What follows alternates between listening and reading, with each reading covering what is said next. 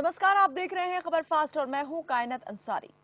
हरियाणा में पीटीआई शिक्षकों का धरना प्रदर्शन लगातार 18वें दिन भी जारी है। पीटीआई शिक्षकों की मांग है कि उन्हें बहाल किया जाए, उनकी नौकरी वापस की जाए। मनोहर सरकार कह रही है कि मामला कोर्ट का है तो कोर्ट का फैसला ही हम मान रहे हैं। मनोहर सरकार कांग्रेस पर आरोप भी मढ़ रही है और इसी बीच आशा की नजरों से सरकार की तरफ देख रहे हैं पीटीआई शिक्षक।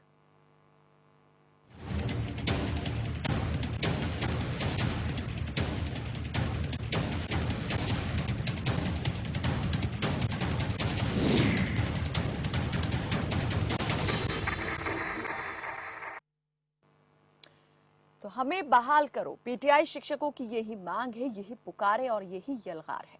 हरियाणा में अलग अलग जगहों पर पीटीआई शिक्षकों का धरना प्रदर्शन जारी है। पिछले 18 दिन से वो लगातार अपनी मांगे सरकार तक पहुंचाने की कोशिश कर रहे हैं। विपक्षी दल के नेता खाप पंचायत बीजेपी नेता उमेद पातुवास ने भी पीटीआई शिक्षकों के धरने को अपना समर्थन दिया है। वहीं इस मामले में कार्रवाई भी जारी है। एचएसएससी के पूर्व चेयरमैन और सदस्यों पर एफआईआर दर्ज की गई है। स्टेट विजिलेंस ने ये कार्रवाई की है। कार्रवाई भी हो रही है, सियासत भी हो रही है, लेकिन सवाल सबसे बड़ा ये है कि आखिर पीटीआई शिक्षकों की बहाली कब होगी या नहीं होगी, राहत कैसे यहां पर दी जाएगी, क्योंकि 18 दिन लगातार हो चुके हैं पीटीआई शिक्षकों को धरने पर बैठे हुए, लेकिन अभी तक सरकार की तरफ से पीटीआई शिक्षकों को लेकर कोई बयान जारी नहीं किया गया है। सरकार की तरफ से एक ही बात बार बार की जा रही है कि जो फैसला सुप्रीम कोर्ट ने यहां पर दिया वही फैसला सरकार लागू कर रही है। अपनी तरफ से उसने एक भी बात यहां पर पीटीआई शिक्षकों के अगेंस्ट या उनके खिलाफ नहीं की है। चलिए, इस पर ज्यादा जानकारी और बातचीत के लिए हमारे साथ कुछ मेहमान भी जुड़े हैं और हमारे सहयोगी भी जुड़े हैं। योगेश परमार हमारे सहयोगी हमारे साथ जुड़ चुके हैं और वीर सिंह पीटीआई नेता सिरसा से हमारे साथ जुड़े हैं। वीर सिंह जी, आपका स्वागत है। सबसे पहले मैं हमारे सहयोगी योगेश का रुख करूंगी। योगेश, मैं आपसे जानना चाहूंगी, जरा अभी तक जो कुछ अपडेट हुआ है इस पूरे मामले में जरा बताएं। कार्रवाई क्या हुई है, कब हुई और अभी तक जो है कितने लोगों के खिलाफ जो है प्रशासन एक्शन ले चुका है? पीटीआई टीचरों का धरना पूरे हरियाणा भर में हर जिले स्तर पर लोकसभा के बाहर जो पीटीआई टीचर अपना धरना कर रहे हैं, अपनी मांगों पर आला सरकार प्रशासन के पास जा रहे हैं, तो देखा जा रहा है कि कहीं न कहीं पीटीआई टीचर जो कुछ सेवानिवृत्ति के नजदीक भी कुछ टीचर पहुंचे थे, वो पूरी तरह से जिनके परिवार से छूट गए हैं, वो अपनी मांगों को लेकर बिल्कुल डटे हुए हैं और आगामी कार्रवाई के लिए भी वो जो है आला प्रशासन और सरकार के पास जाने की पूरी तैयारी में है। भिवानी के दरवाजे के बाहर 18 दिन से जो है पीटीआई टीचर डटे हुए हैं और उनकी मांग है कि जल्द से जल्द जो हमने उनको बहाल किया जाए। उन्होंने कहा कि सुप्रीम कोर्ट ने भी जो है उनको जो है किसी तरह से दोषी नहीं पाया है, सुप्रीम कोर्ट ने भी जो है उनको पूरी तरह से राहत दी है। फिर सरकार ने इस तरह का फैसला जो कोरोना काल में इस तरह से ले लिया, इसी को लेकर वो पूरी तरह से अपना मोर्चा संभाले हुए। मोर्चा संभाले हुए हैं, लेकिन मैं आपसे ये भी जानना चाहूंगी योगेश के, अगर समर्थन की बात करें तो अभी तक किन किन का समर्थन मिल चुका है? पहले भी कई लोग समर्थन के लिए आगे आए थे, क्या इसमें और इजाफा हुआ है? जी, मैं बता दूं कि कई सामाजिक संगठनों ने जो है पीटीआई टीचरों की जो मांग को जो है पूरी तरह से जायज ठहराते हुए उन्होंने अपना समर्थन दिया है। साथ ही साथ खाप पंचायतें और गाँव की पंचायतें भी जो है इन पीटीआई टीचरों के समर्थन में आ गई हैं। साथ ही साथ कांग्रेस पार्टी व आला आम आदमी पार्टी अन्य पार्टियों ने भी भिवानी जिले में इन पीटीआई टीचरों को जो है अपना समर्थन दिया। उनका कहना है कि कहीं न कहीं ये टीचर जो है इतने सालों से जो है जिन्होंने अपनी युवा अवस्था में जो है स्कूलों के अंदर, सरकारी स्कूलों के अंदर जो अच्छे काम किए हैं, बच्चों को जो शारीरिक मापदंड और अन्य अनुशासनिक पद्धतियों के बारे में बच्चों को जो अवगत कराया है, उनको आज इस अवस्था में जब वो 10 अपने जिंदगी के महत्वपूर्ण युवा अवस्था के 10 साल जब जो है सरकार को देखते हैं, उसके बाद उन्हें इस तरह से क्यों निकाला गया है? तो मानवीय आधार पर कोई फैसला लेने की उम्मीद अभी भी यहाँ पर पीटीआई शिक्षक जो है वो लगाए बैठे हैं। अजय मेहता हमारे सहयोगी फतेहाबाद से जुड़े हुए हैं। अजय, आपसे जानना मैं चाहूंगी कि फतेहाबाद में किस तरीके का आप देख रहे हैं कि विरोध जो है वो देखा जा रहा है पीटीआई शिक्षकों का, और मांग को लेकर के क्या कहीं नरम पड़े हैं पीटीआई शिक्षक? चलिए, हमारा संपर्क टूट गया है। वीर सिंह पीटीआई के नेता हमारे साथ जुड़े हुए हैं। वीर सिंह जी, मुझे सुन पा रहे हैं आप? Yes ma'am. वीर सिंह जी, हम जानना चाहेंगे कि इतने दिन में क्या कोई आश्वासन आपको मिला है अभी तक सरकार की ओर से? क्योंकि अलग अलग नेता यहाँ पर अलग अलग वर्गों से उठकर को सामने आए हैं, समर्थन में आए हैं, लेकिन क्या सरकार की तरफ से कोई अभी तक आश्वासन मिला? ऐसे है, देखिए मैडम, हमारा जो धरना है 15 जून से चल रहा है, कर्मी अनशन लगातार। और हमारे बीच में तमाम सामाजिक संगठन हैं, जिसमें ग्राम पंचायतें सिरसा के अंदर 330 के आसपास हैं। उसमें से जो सरपंच एसोसिएशन डिस्ट्रिक्ट सिरसा की है, उसने पूरी तमाम पंचायतों के तरफ से हमें लिखित में अपना समर्थन पत्र दिया है। इसके अलावा जितने हमारे दूसरे संगठन है, सर्व कर्मचारी संघ हरियाणा है, राज्य कर्मचारी महासंघ है और सामाजिक जितने संगठन है, उन्होंने किसान यूनियन है, सब ने हमारी बात को जाना है, समझा और ना इंसाफी को भली प्रकार से समझ लिया और उन्हें हमें सपोर्ट किया है। और हमने जो प्रदर्शन चल रहा है, इसके मद्देनजर गोहाना के अंदर जब 14 तारीख को माननीय बिजली मंत्री का घेराव किया था, उसके बाद हमें आश्वासन मिला था सरकार की तरफ से कि आपकी 16 तारीख को सीएम से मुलाकात करवा दी जाएगी। तो वहां पर हमारी स्टेट कमेटी की 11 सदस्यीय कमेटी माननीय बिजली मंत्री चौधरी रणजीत सिंह के नेतृत्व में वहां पर हमने बातचीत के लिए टेबल पे गए। तो वहां पर हमें यह आश्वासन दिया गया, माननीय सीएम साहब ने ये कहा कि जो पूर्व मंत्री हैं कृष्ण बेदी जी और माननीय जो कैबिनेट मिनिस्टर हैं चौधरी रणजीत सिंह जी और जो राजेश कुल्लर जी हैं, ये 3 सदस्यीय कमेटी है, ये इसका कोई न कोई रास्ता निकालेगी आपके लिए। और हमें माननीय चौधरी रणजीत सिंह जी ने आश्वस्त किया था कि आपका हल जल्द ही निकाल लिया जाएगा और आपकी सेवाएं हैं उसके लिए कोई न कोई बीच का रास्ता निकाल के आपको बहाल कर दिया जाएगा। उसके बाद हमारी बीच बीच में बैठक हुई है, लेकिन इस बीच हमें निराशा इस बात की हुई कि जब जो 3 सदस्यीय कमेटी है उसमें माननीय कैबिनेट मिनिस्टर चौधरी रणजीत सिंह जी हैं, उनसे हमने जानना चाहा कि आगे प्रगति क्यों नहीं हो रही है, आगे क्या किया गया, हमारी जो सेवाएं हैं जो गैर कानूनी तरीके से निरस्त की गई हैं। सुप्रीम कोर्ट ने कहीं नहीं लिखा कि इनको आधी रात को 1 जून को इन सेवाओं से बर्खास्त कर दिया जाए, ये निर्णय में कहीं भी नहीं लिखा हुआ। तो रणजीत सिंह जी कहने लगे कि इसमें राजेश कुल्लर जी देख रहे हैं और वो मैं मजबूर हूँ, मेरे पास इतना है नहीं, मैं तो एक मंत्रिमंडल का हिस्सा हूँ, लेकिन मैं पुरजोर कोशिश करूंगा, इसमें कोई कानूनी दाव पेच निकलेगा, हम मंथन कर रहे हैं। तो इसी हमें आश्वासन के अंदर ही अभी तक तो रख रखा है मैडम, कोई ठोस आश्वासन ना तो कोई सीएमओ ऑफिस से है ना कोई हमारे डिपार्टमेंट से है अभी नहीं। तक। ये जो 3 सदस्य कमेटी बनी थी, क्या इसने अपनी पूरी रिपोर्ट तैयार कर ली है? किस तरीके से ये इस पूरे मामले को देख रही है? क्या अभी तक प्रोग्रेस हुआ है? अभी तक जो इसमें देखा गया है, अभी हमारे को कभी तो ये इस बात के लिए कह देते हैं कोई एक्सपर्ट जो वकील है, न्यायविद है, उससे आप व्यू लीजिए, उससे सलाह लीजिए, उससे कोई ड्राफ्टिंग करवा लीजिए, जबकि हम कहते हैं कि सरकार के पास अच्छे अच्छे एजी हैं, एडवोकेट जनरल है, सरकार के पास तमाम स्रोत हैं, विधि विशेषज्ञ हैं, वो उससे ड्राफ्ट करवाए। सरकार की यहाँ कहीं कहीं हमें उसका दाव पेच है, नीयत है, उसमें कहीं की कमी नजर आ रही है। इस तरह की बातें करके सिर्फ और सिर्फ हमें आश्वासन के सहारे ये आंदोलन है उसको कमजोर करना चाहती है। लेकिन हम बता देना चाहते हैं कि हमारा जो आंदोलन है वो सही दिशा में, जिस प्रकार गांधी ने हमें सिखाया है कि सत्य के लिए आग्रह कर रहे हैं, सत्याग्रह कर रहे हैं हम 15 दिनों से, सरकार हमारे उस आग्रह को सुने, सत्य इंसाफ हमें दे, हमारी जो कहीं गलती नहीं है। वीर सिंह जी, बिल्कुल सत्य के लिए आप आग्रह कर रहे हैं, लेकिन जो न्यायपालिका है उसने जो फैसला दिया है उसका सम्मान भी तो बेहद जरूरी है। न्यायपालिका ने इस नियुक्ति को ही रद्द कर दिया। अब इसमें ये जरूरी नहीं है कि वो हर एक शिक्षक का नाम यहाँ पर लेकर के या जितने शिक्षक थे उन सबको बताए कि ये सब शिक्षक जो है नौकरी उनकी ले ली जाए या उनको हटा दिया जाए, लेकिन ये नियुक्ति प्रक्रिया अगर रद्द हुई है तो जिन लोगों को इस प्रक्रिया के तहत नियुक्त किया गया था उन सभी की नौकरी चली जाती है। ये अपने आप में बिल्कुल समझ लेने वाली बात साफ है। लेकिन आप जो है कोर्ट के इस फैसले को क्या ये कहें कि आप चैलेंज कर रहे हैं? ऐसे है मैडम, जो फैसला माननीय सुप्रीम कोर्ट का आया है बिल्कुल हम उसका सम्मान करते हैं, विधि का हम सम्मान करते हैं, लेकिन ये भी जान लेना जरूरी होता है कि न्यायपालिका जो है कोई भी निर्णय देती है वो साक्ष्य के आधार पे और प्रमाण के आधार पे देती है, न कि वो अपना कोई उसका निर्णय होता है, पूर्व के जो एग्जाम्पल होते हैं उसके आधार पे वो निर्णय देती है। तो सरकार के साथ जब जो पेटिशनर थे जिन्होंने याचिका दायर की थी वो वर्षित स्टेट था, स्टेट के जो लोग थे उन्होंने बार बार जो सुप्रीम कोर्ट है, माननीय सुप्रीम कोर्ट है, उसने समय दिया है 23/1 की बहस को आप देखिए, उस डिसीजन में लिखा हुआ है 20/1 की देखिए, 29/1 की देखिए। सुप्रीम कोर्ट ने बार बार सरकार से आग्रह किया, पूछा है, ओपिनियन लिया कि आपके पास जो वैकेंसी की पोजीशन है वो क्या है, जो ये पेटिशनर है इनके बारे में क्या है।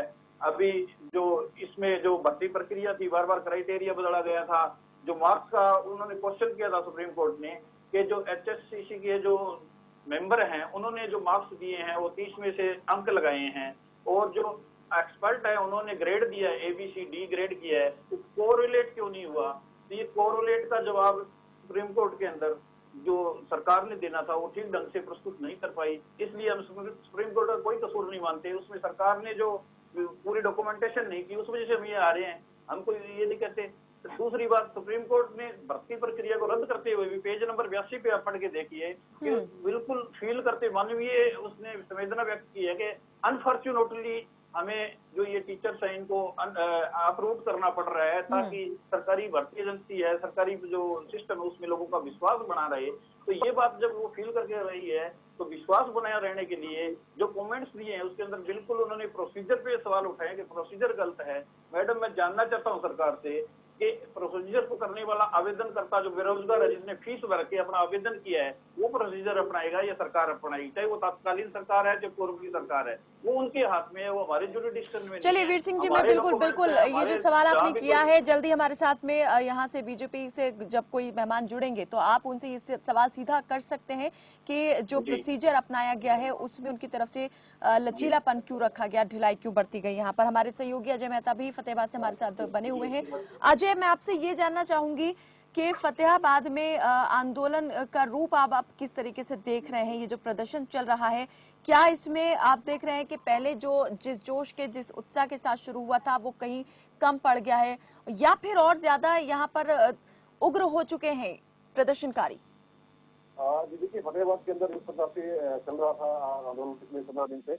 आज से भी जो आंदोलन हुआ है और ये विधायक को जो है ज्ञापन सौंपा गया है और विधायक के कार्यालय का घेराव भी किया गया है। और यहाँ इनका ये कहना था कि जो दोषी उनकी है नहीं वो उनकी सजा उन्हें दी गई है।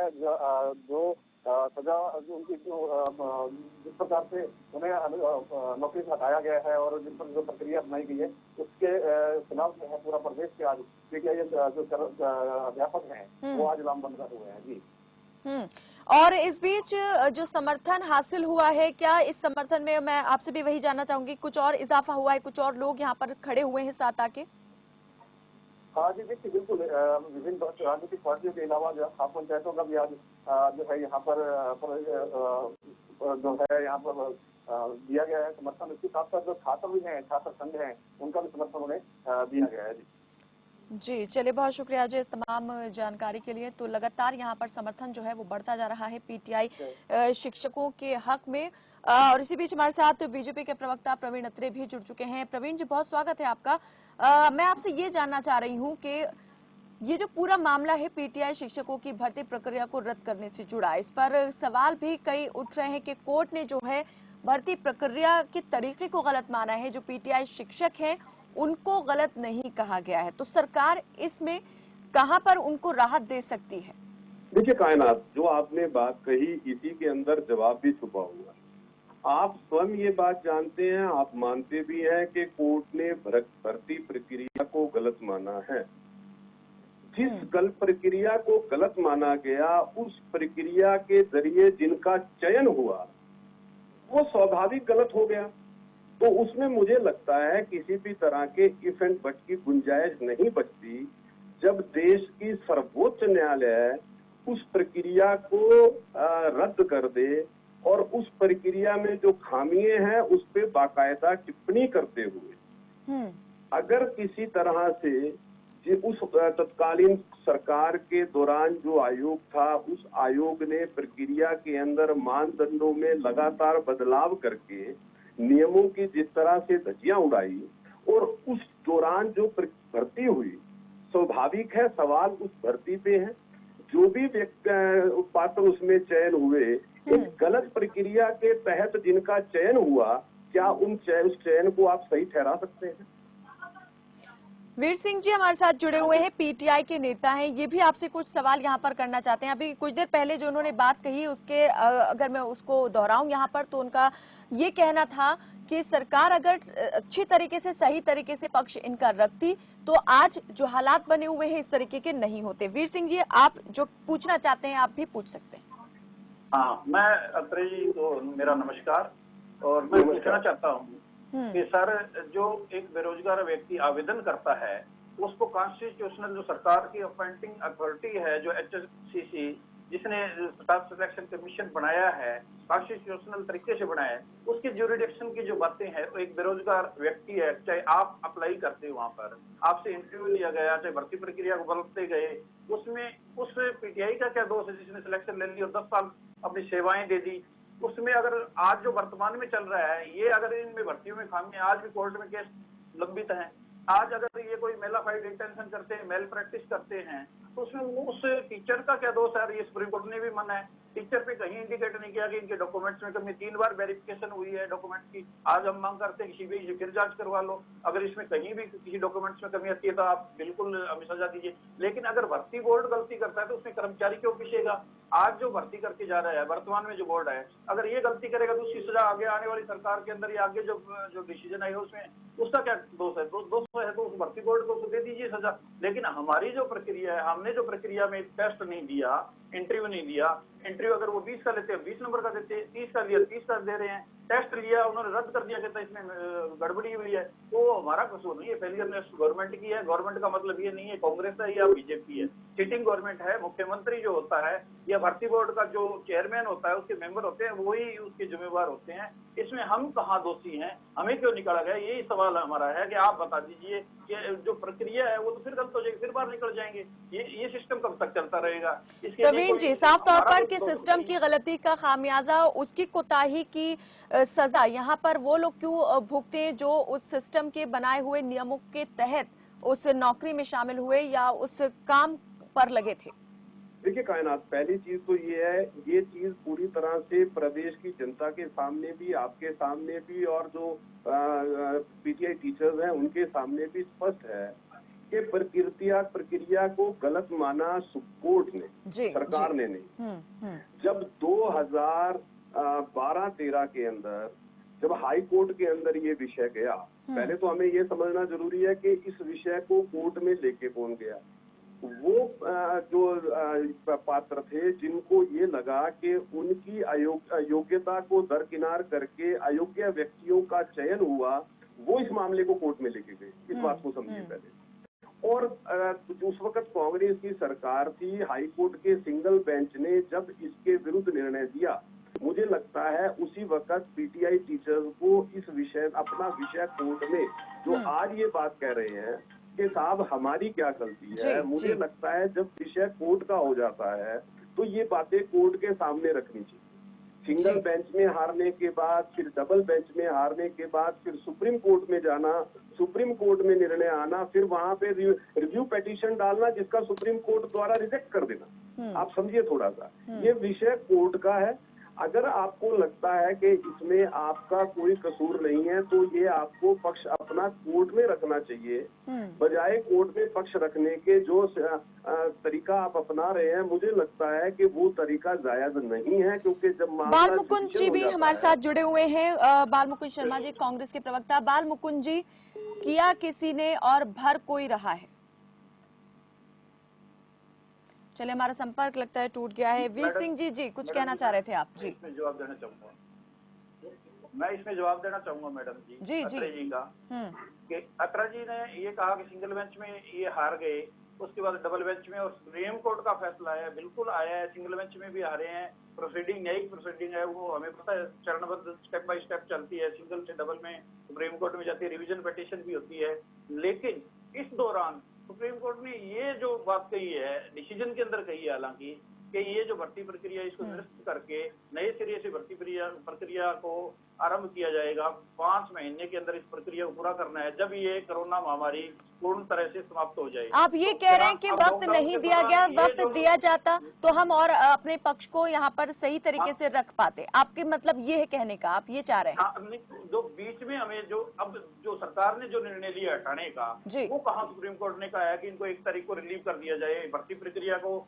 अत्रे जी, इस पर मैं जरूर आपका पक्ष लूंगी, लेकिन मुकुंद जी भी हमारे साथ जुड़ चुके हैं, बाल मुकुंद जी भी, उनसे भी जान लेते हैं कि वो क्या कहना चाह रहे हैं इस पूरे मामले को लेकर। बाल मुकुंद जी, किया किसी ने और आज भर कोई रहा है। परेशान यहाँ पर वो पीटीआई शिक्षक हो रहे हैं जो कह रहे हैं कि हमारा क्या कसूर था जो इस तरीके की हमें सजा मिल रही है।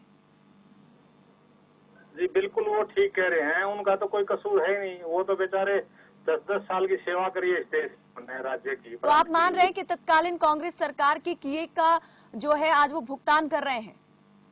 ये इस तरीके की चीजों में कायनात जी ये विषय नहीं होते, ये सोचने का नजरिया है। सरकार ने अपने तरीके से एडवर्टाइजमेंट करी, अपने तरीके से अच्छे से इनको नौकरी दी, 10 साल से ही सर्विस भी कर रहे हैं।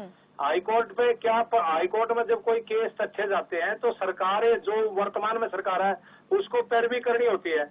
अब वो किस एंगल से आप किसी विषय को किसी भी तरीके से पेश कर सकते हैं माननीय अदालत। मतलब अगर आप कुछ गलत करके भी चले गए हैं तो उसको भी सही करने का काम यहाँ पर जो वर्तमान में सरकार है उसे करना चाहिए, आप ये कहना चाह रहे हैं? हम गलत करके नहीं, कायनात जी आप क्या विषय आपने रख दिया, हम गलत कर। मुकुंद जी अगर एचएससीसी के पूर्व अध्यक्ष के खिलाफ मामला दर्ज हुआ है, स्टेट विजिलेंस अब कार्रवाई कर रही है, समझ लीजिए ऐसे नहीं होता। कायनात जी आप अपनी बात मेरे मुंह में क्यों डाल रहे? आप ही मैं अपनी बात नहीं, जो मामला चल रहा है, जो कुछ यहाँ पर अपडेट आ रहा है इस पूरे मामले को लेकर, मैं वही बता रही हूँ आपको मुकुंद जी। मेरे पास पूरा अपडेट हूँ, मैं इस मामले में सारी तथ्य खोल दूंगा, मैं खुद अपडेट हूँ। मैं आपको ये कहना चाहता हूँ केवल बदले की भावना से तो आज ये FIR लॉन्च हुई है। डिप्टी चीफ मिनिस्टर खुद लोगों को कहते थे, PTI अध्यक्षों को, कि आप मुकदमा दर्ज कराओ, मुकदमा दर्ज कराओ। उन लोगों ने मुकदमा दर्ज नहीं कराया जब उन्होंने कहा कि जिन्होंने हमारे को रोजगार दिया है, कांग्रेस की सरकार में उस समय के बोर्ड ने, निगम कॉर्पोरेशन ने हमें रोजगार दिया है, हम उनके खिलाफ क्यों मुकदमा दर्ज कराएंगे? ये तो 1983 में से एक भी आदमी तैयार जब नहीं हुआ, जब सरकारी एजेंट इन्होंने DSP को पकड़ा और उसके मार साथ इन्होंने मुकदमा दर्ज कराया। मैं ये आपको बताना चाहता हूँ, मुकदमा दर्ज कराने की जो प्रक्रिया वही चैलेंजेबल है।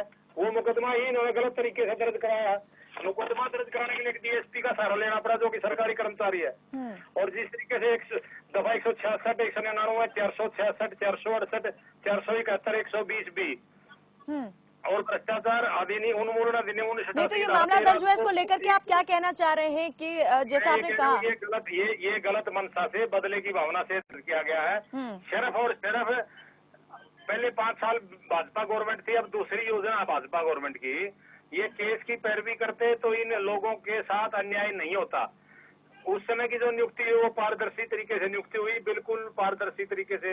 अब उसकी लड़ाई पारदर्शी तरीके से नहीं लड़ी। अत्रे जी क्या कहेंगे यहाँ पर? मैं बताता हूँ, देखिए कितनी डबल स्टैंडर्ड बात कर रहे हैं। जब मामला हाईकोर्ट में गया, कांग्रेस की सरकार थी, जब सिंगल बेंच में गया था, जब ये हारे थे, तब सरकार ने पैरवी क्यों नहीं की? जब डबल बेंच में मामला गया तब हारे थे, तब कांग्रेस की सरकार थी, तब क्यों नहीं सरकार ने पैरवी की? PTI लगातार ये बात कह रहे हैं कि साहब दोषियों के खिलाफ कार्रवाई होनी चाहिए, हमारे खिलाफ क्यों कर रहे हो? ये PTI कह रहे हैं, मैं तो नहीं कह रहा हूँ। और सरकार अगर PTI जो ये बात कह रहे हैं उनको न्याय दिलाने की कार्रवाई करती है, कानून सम्मत करती है, उस पे भी कांग्रेस के लोगों को एतराज है। वीर सिंह जी मैं आपसे जानना चाहूंगी, क्या आप मानते हैं कि उस वक्त जो 1983 लोगों का भविष्य खराब कर दिया, तत्कालीन HSCC के चेयरमैन थे और जो भर्ती प्रक्रिया हुई, क्या उसमें अधिकारियों की ओर से गड़बड़ी की गई?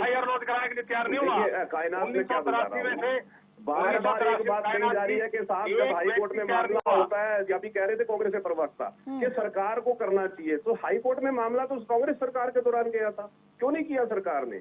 और लगातार मापदंडों को जिस तरह से बदला गया, और ये मामला सुप्रीम कोर्ट ने माना। देखिए हो क्या रहा है यहाँ पे सरकार का तो कोई लेना देना है ही नहीं है। हाईकोर्ट ने माना, फिर सुप्रीम कोर्ट ने। चलिए एक मिनट, अत्रे जी मुकुंद जी, मैं चाहूंगी जरा एक मिनट में जो वीर सिंह जी हमारे साथ जुड़े हुए हैं PTI नेता, उनकी भी बात सुन लूं। वीर सिंह जी यहाँ पर आरोप प्रत्यारोप हो रहे हैं, मैं आपसे जानना चाह रही हूँ आपको क्या लगता है, आप क्या मानते हैं? जैसे आपके और नेताओं की तरफ से भी, आपके लोगों की तरफ से कहा गया दोषियों के खिलाफ कार्रवाई हो, दोषी आप किसे मानते हैं, कौन है दोषी? इसमें हम दोषी जिस भर्ती प्रक्रिया को अपनाने वाली जो सरकार है, जो भी नुमाइंदा है, जो एजेंसी है, वो दोषी है, हम दोषी नहीं है। अगर वो सुप्रीम कोर्ट मानती है तो हम तो मानते नहीं। दूसरी बात है कि इसके अंदर पेज नंबर 17 से 20 जो डिसीजन है इसके अंदर पढ़ लीजिए, अत्रे जी को बता दीजिए कि सर सुप्रीम कोर्ट ने भी अगर दोषी माना है, गलत माना है, किसी चीज को तथ्यों के आधार पर ही माना है। मैडम उसने क्वेश्चन किया है सुप्रीम कोर्ट ने सरकार से, सरकार का जो वहाँ पे आयशा कंबोज है, जो बोर्ड की जो उस समय सचिव है, उसने डॉक्यूमेंट दिया है, उसने पूछा है वहाँ पे कि भाई आपके जो बोर्ड के मेंबर उन्होंने नंबर दिए और जो एक्सपर्ट है उसने ABCD ग्रेडेशन की, वो कोरिलेट क्यों नहीं किए? अब उसका जवाब कौन बना के देगा? सरकार देगी, तत्कालीन सरकार के पास सारे डॉक्यूमेंट्स हैं। वो पेश करती, उन्होंने ओरिजिनल रजिस्टर नहीं तो कौन सी वर्तमान सरकार से आप ये मांग करें कि उसे देना चाहिए था, या जो तत्कालीन हुड्डा सरकार थी उससे आप ये चाहते हैं कि उसे ये करना चाहिए था? हुड्डा सरकार ने अब जो उस टाइम जो पैरवी करनी थी वो सरकार करे। हुड्डा और इसमें खट्टर की कोई बात नहीं है। कांग्रेस और ये जो बीजेपी, ये तो अपनी राजनीति के लिए वोट बैंक की राजनीति कर रहे हैं, दोनों एक दूसरे को आरोप प्रत्यारोप कर रहे हैं। हम आवेदन करता है, हम बेरोजगार थे, हमने फार्म भरे, आज भी भर्ती निकलेगी किसी की तो कोई साथी फार्म भरेगा, उसमें फीस देगा, पेपर ले, जो मर्जी करे, प्रोसेस में अगर भर्ती चलिए बस कम शब्दों में मैं आपसे जानना चाह रही हूँ, बेहद कम शब्दों में, मेरे पास वक्त बहुत कम बचा है, आप क्या चाहते हैं? क्योंकि कानून के रास्ते सरकार अपनी जिम्मेदारी से मत बचे, ये कह के पल्ला मत झाड़े कि पूर्व सरकार या पूर्व बोर्ड की भर्ती है।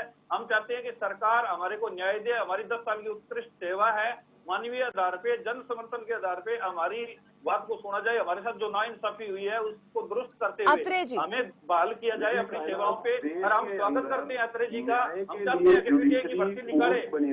ये डाइंग कैडर बनाया है सरकार ने, ये देखो एक बात का जवाब दो, डाइंग कैडर किसने बनाया है? पीटीआई का डाइंग कैडर जानबूझ के बनाया गया है ताकि सुप्रीम कोर्ट में जवाब ना देना पड़े। डाइंग कैडर होने का मतलब है कि हमारे पास कोई गलती नहीं है, नहीं तो सुप्रीम कोर्ट ने क्लियर कट ये कहा था। अत्रे जी जो पीटीआई शिक्षक है वो ये कह रहे हैं कि सरकार अगर अभी चाहती है तो उसके पास रास्ते खुले हैं। मुकुंद जी, मैं आपसे जानना चाह रही हूँ, ये दोनों का जो तालमेल है एक दूसरे को शिकायत कर रहे हैं। चलिए वीर सिंह जी आप इस मामले को समझिए।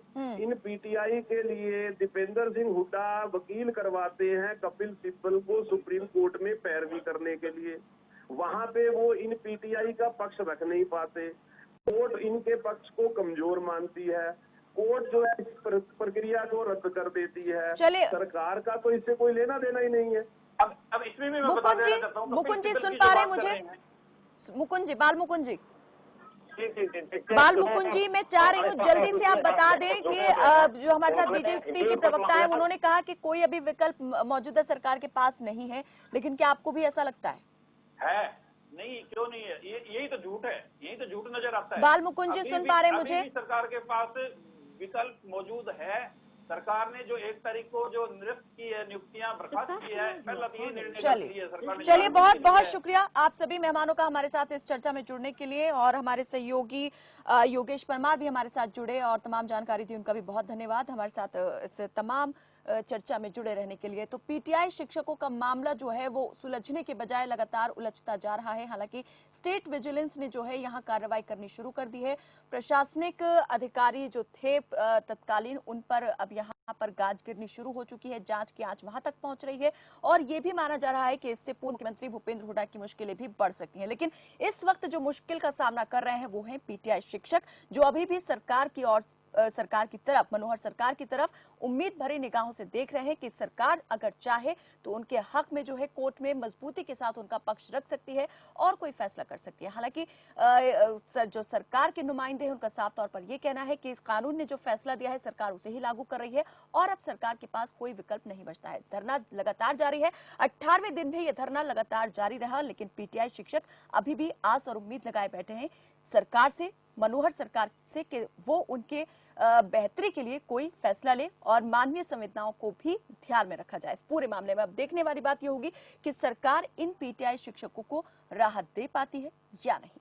फिलहाल के लिए मेरे साथ बस इतना ही। आप देखते रहिए खबर फास्ट। नमस्कार।